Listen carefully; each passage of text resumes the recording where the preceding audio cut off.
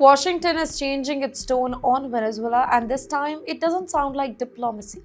It sounds like a warning. The status quo is unacceptable. Those were the words used by the US Secretary of State, Marco Rubio, and they were aimed directly at their president, Nicolás Maduro. Not policy language here, not diplomatic question, a message.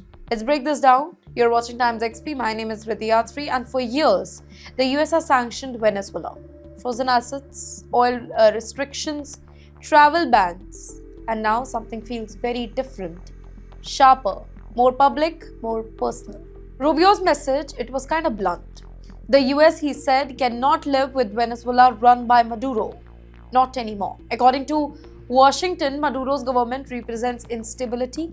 They represent criminal network. They represent threats to the US interest. And that, Rubio says, it crosses a red line. And then, ladies and gentlemen, came the next move. New sanctions. This time not just on officials but on Maduro's family members as well. That matters, because targeting family is not symbolic. It is pressure, it is escalation, and this is happening as US military activity increases. American forces have carried out operations in the Caribbean, in the Pacific.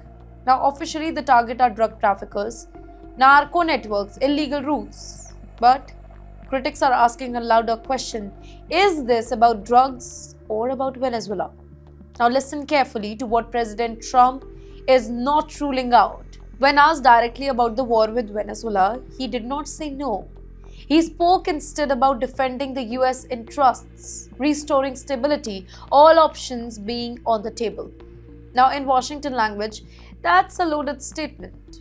But what does this regime change really means? The US isn't saying that it will invade Venezuela tomorrow. It doesn't announce the troop on the ground, but regime change today, it looks different. It can mean economic resolution, it means diplomatic isolation, support for opposition forces, and military pressure without any formal war.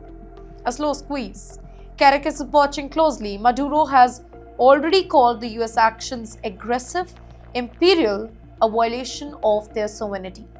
Venezuela insists that it will not bend, will not move, will not submit. And history tells us when both the sides dig in, tensions don't cool, they harden. But why this matters beyond Venezuela? Because this isn't just about one country. It affects Latin America as whole. It affects energy market, US-China rivalry, Russia's influence in that particular region. Venezuela is not isolated. It has friends, it has backers, and pressure on Caracas, it can ripple far beyond its borders.